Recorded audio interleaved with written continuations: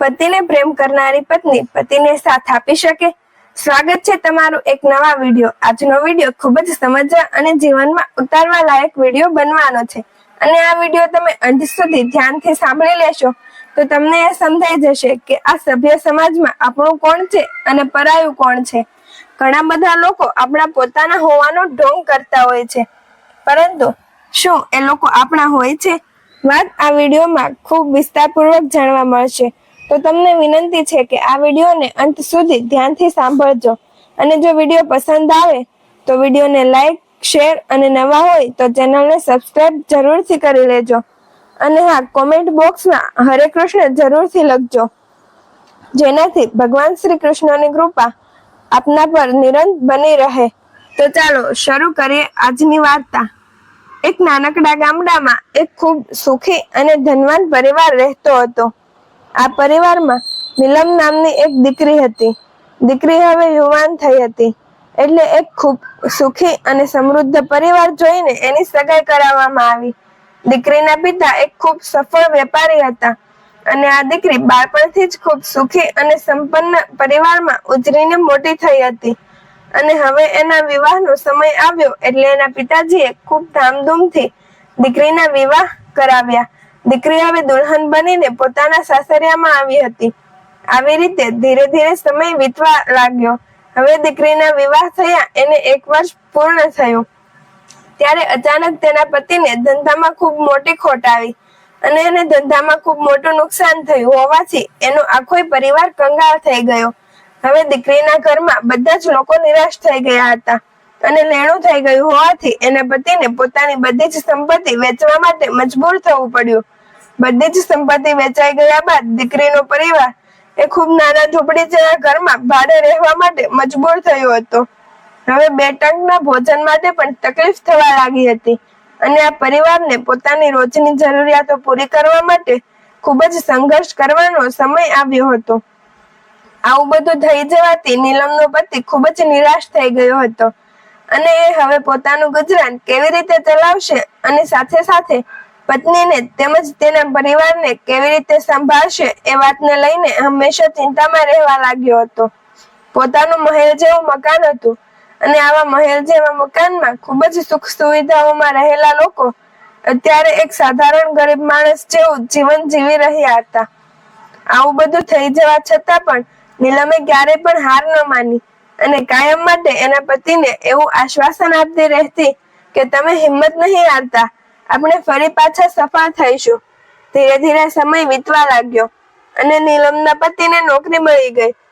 હવે નોકરી મળ્યા બાદ પહેલા કરતા થોડી મુશ્કેલીઓ ઓછી થઈ ગઈ હતી, પરંતુ હજુ પણ આ લોકો ખૂબ જ ગરીબીવાળું જીવન જીવી રહ્યા હતા. એના ઘરમાં બધી જ વસ્તુઓની અછત હતી. હવે નીલમે પણ પોતાના પતિને મદદરૂપ થવા અને ઘર ચલાવવા માટે કામ કરવાનું શરૂ કરી દીધું હતું. નીલમ પોતાના ગામમાં રહેવાવાળા અમીર લોકોના કપડાં સીવીને ઘરમાં મદદ કરવા લાગી. પરિસ્થિતિ હોવા છતાં પણ એ હંમેશા હસતા મોઢે મહેનત કરતી રહેતી અને એ સ્પષ્ટપણે એવું માનતી હતી કે મહેનત આખરે સફળતા અપાવે જ છે.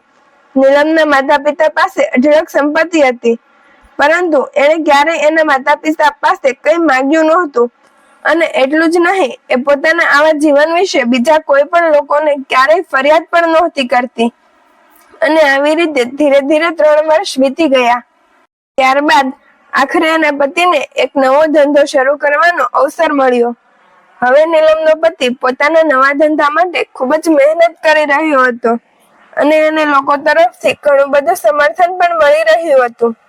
હવે ધીરે ધીરે એ પોતાની સફળતા તરફ પગલાં ભરી રહ્યો હતો અને થોડાક વર્ષો બાદ એનો ધંધો વધવા લાગ્યો.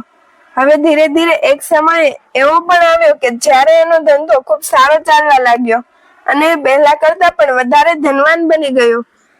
ઘણા વર્ષો સુધી મહેનત કર્યા બાદ નીલમનો પતિ પોતાના બાળકોને એક ખૂબ સારું જીવન આપી શક્યો હતો. આટલી બધી મહેનત કર્યા બાદ મળેલી સફળતાથી નીલમનો પતિ ખૂબ જ ખુશ હતો અને હવે ફરીથી પહેલા કરતા પણ વધુ મહેનત કરીને તે આગળ વધવા લાગ્યો હતો.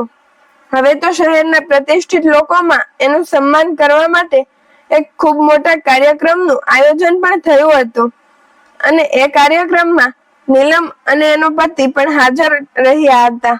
ત્યારે એ કાર્યક્રમમાં એનું પણ સન્માન કરવામાં આવ્યું અને સન્માન કર્યા બાદ એ 2 શબ્દો બોલવા માટે સ્ટેજ પર આમંત્રિત કરવામાં આવ્યા અને એ લોકોએ એને એવું પૂછ્યું કે તમે તમારા ખરાબ સમયમાંથી કઈ કઈ બાબતો શીખ્યા છો, એ તમને યોગ્ય લાગે તો અહીં જણાવી શકો છો.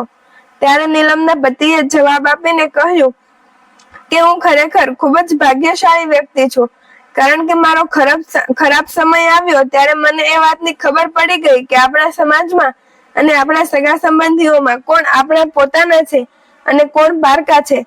પરંતુ એક વાત સત્ય છે કે જો ખરાબ સમયમાં તમારી સાથે તમારો પરિવાર ઉભો હોય તો તમે ગમે એવી જંગ જીતી શકો છો.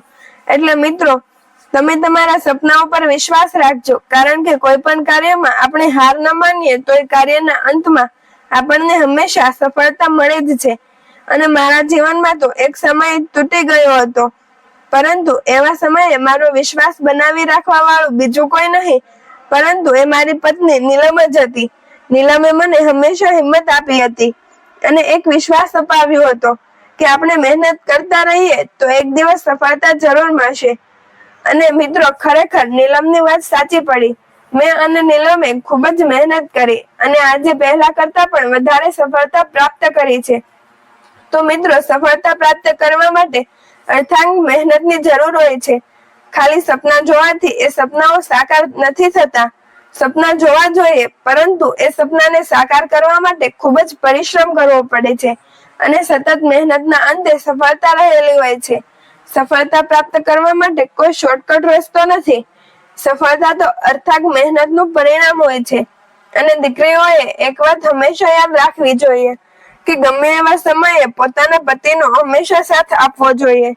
બાકી આજકાલની દીકરીઓ તો પતિ પાસે પૈસા હોય ત્યાં સુધી એનો સાથ આપે છે અને જ્યારે પતિનો ખરાબ સમય ચાલુ થાય એટલે છૂટાછેડા લઈને પિતાના ઘેર આવી જાય છે. પરંતુ આવી કન્યાઓ એના જીવનમાં ક્યારેય સુખી નથી રહેતી. એ વાત એટલી જ સત્ય છે. તો મિત્રો, આજની સ્ટોરી તમને કેવી લાગી કમેન્ટમાં જરૂર જણાવજો અને પસંદ આવી હોય તો વિડીયોને લાઈક, શેર અને નવા હોય તો ચેનલને સબસ્ક્રાઇબ જરૂરથી કરજો. હરે કૃષ્ણ મિત્રો, જય માતાજી.